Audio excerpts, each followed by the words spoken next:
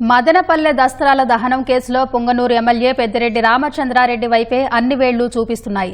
D పట్టా, free hold భూముల అక్రమ క్రమబద్దీకరణకు సంబంధించిన ఆధారాల ధ్వంసానానికి అవినీతి దందాలు తొక్కిపెట్టేందుకు పెద్దిరెడ్డి పీఏ ముని తుకారాం, ఆయన అత్యంత సన్నిహిత అనుచరుడైన వంకరెడ్డి మాధవరెడ్డిలు రెవెన్యూ విభాగం సీనియర్ అసిస్టెంట్ గౌతమ్ తేజ ద్వారా ఫైళ్లకు నిప్పంటించినట్టు దర్యాప్తులో తేలింది. మాధవరెడ్డి, ముని తుకారాంలు మరికొంతమందితో కలిసి ఈ కుట్రకు పాల్పడినట్టు వెల్లడైంది. పెద్దిరెడ్డి ఆదేశాలతో పాటు ఆయన అండదండలతోనే ఈ కుట్ర చేశారనే ఫిర్యాదులు, ఆరోపణలు ఉన్నాయి. మదనపల్లె దస్త్రాల దహనం కేసులో ఇప్పటికే అరెస్టైన గౌతమ్ తేజ రిమాండ్ రిపోర్టులో పలుచోట్ల పెద్దిరెడ్డి రామచంద్రారెడ్డి పేరుంది. ఈ కేసులో 4గో నిందితుడు ముని తుకారాం ఘటన జరిగిన వెంటనే గతేడాది జూలైలో అమెరికాకు పారిపోయాడు. 7 నెలలవుతున్నా సిఐడి అధికారులు అతన్ని వెనక్కి రప్పించలేకపోయారు. ఆ దిశగా గట్టి ప్రయత్నమూ లేదు. 3 నిందితుడు మాధవరెడ్డి మదనపల్లెలో తిరుగుతున్నా విచారించలేదు. వారిద్దరినీ అదుపులోకి తీసుకుని ప్రశ్నిస్తే ఎవరికి లబ్ధి కలిగించేందుకు ఈ అక్రమాలకు పాల్పడ్డారు?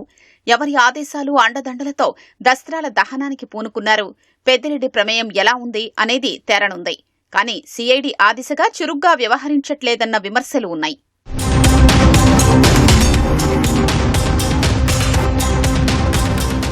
దస్త్రాల దహనం కుట్రదారుల్లో ఒకరైన మాధవరెడ్డి ఈ ఘటన జరగడానికి ముందు గౌతమ్ తేజతో 10 రోజుల పాటు 7 సార్లు ఏకంగా 510 నిమిషాల పాటు ఫోన్ కాల్స్ మాట్లాడినట్లు కాల్ డేటా రికార్డుల ద్వారా వెల్లడైంది.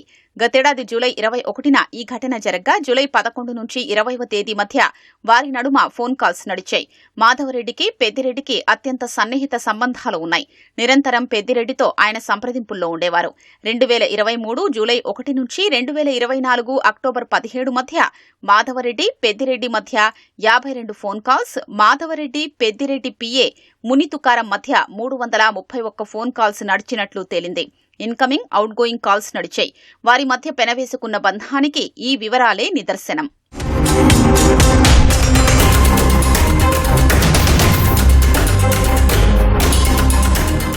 నిషేధిత జాబితాలోని భూముల్ని ఫ్రీ హోల్డ్ చేసేందుకు అవకాశం కల్పిస్తూ 2023 డిసెంబర్ 19న వైసీపీ ప్రభుత్వం జీవో 596 జారీ చేసింది. ఈ నిర్ణయం బయటి ప్రపంచానికి తెలియడానికి కొన్ని నెలల ముందే పెద్దిరెడ్డి పీఏ ముని తుకారాం తన స్నేహితులతో కలిసి మదనపల్లె రెవెన్యూ డివిజన్, ఇతర ప్రాంతాల్లో నిషేధిత జాబితాలో ఉన్న భూముల వివరాలతో జాబితా రూపొందించారు.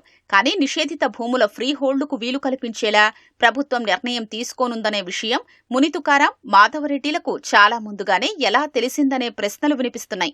ఆ వెంటనే వారు అలాంటి భూముల అన్వేషణ ఎలా చేశారు? వైసీపీ ప్రభుత్వంలో పార్టీ నెంబర్ 2గా వ్యవహరించిన పెద్దిరెడ్డి రామచంద్రారెడ్డి ఆదేశాలు లేకుండా ఇది సాధ్యమవుతుందా అన్న వాదన ప్రధానంగా వినిపిస్తోంది.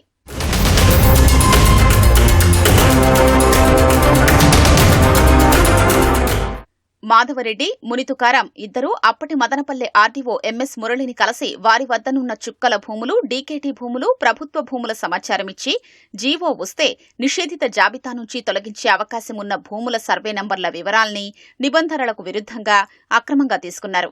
నాటి మంత్రి పెద్దిరెడ్డి పీఏగా ముని తుకారాంకు అత్యంత రాజకీయ పలుకుబడి ఉంది. ఆ బలంతో రెవెన్యూ అధికారుల్ని మేనేజ్ చేశారు. అధికార పార్టీకి చెందిన ఓ చోటా నాయకుడు మంత్రి పీఏ అడిగినంత మాత్రాన ఆర్డీఓ స్థాయి అధికారి ఫ్రీ హోల్డ్కు అవకాశం ఉన్న భూముల సర్వే నంబర్లు ఎలా ఇచ్చేస్తారు?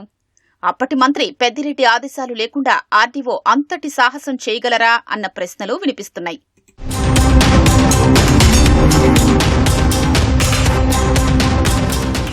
ఆర్డీఓ ఇచ్చిన వివరాల ఆధారంగా ముని తుకారాం, మాధవరెడ్డిలు సంబంధిత రైతులు, యజమానుల్ని కలిసి వారిని మోసగించి ఆ భూముల్ని అతి తక్కువ ధరకు కొనుగోలు చేసేలా ఒప్పందాలు కుదుర్చుకుని స్వాధీనంలోకి తెచ్చుకున్నారు.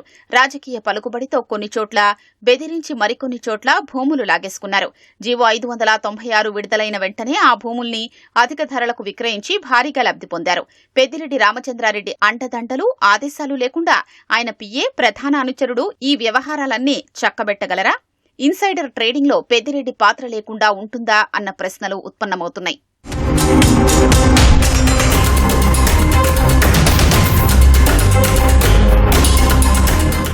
జీవో 596 ప్రకారం మదనపల్లె రెవెన్యూ డివిజన్ పరిధిలో 48,360.12 ఎకరాల భూమిని ఫ్రీ హోల్డ్ చేశారు. అందులో 22,523.50 ఎకరాల భూమి నిబంధనలు ఉల్లంఘించి అక్రమంగా ఫ్రీ హోల్డ్ చేసింది. ఈ అక్రమాలు ఆర్డీఓ ఎంఎస్ మురళీ హయాంలోనే జరిగాయి. నిషేధిత జాబితాలోని 14,000 ఎకరాల భూముల్ని మాధవరెడ్డి, మునితుకారం, ఇతర రాజకీయ నాయకుల ఆదేశాల మేరకు వారి బినామీల పేరిట ఆర్డీఓ మురళి రెగ్యులరైజ్ చేశారు. 1,000 ఎకరాల భూముల్ని ఆర్డీఓ స్థాయి అధికారి, మంత్రి పిఏ, అనుచరుడు చెప్పారని రెగ్యులరైజ్ చేసేస్తారా? పెద్దిరెడ్డి ఆదేశాలు లేకుండా ఇది సాధ్యమవుతుందా? వీటి అంతిమ లబ్ధిదారు ఉన్నత స్థానంలో ఉన్న వ్యక్తి కాకపోతే మరెవరన్న ప్రశ్నలకు సిఐడి తన దర్యాప్తు ద్వారా సమాధానమివ్వాలన్న వాదన వినిపిస్తోంది.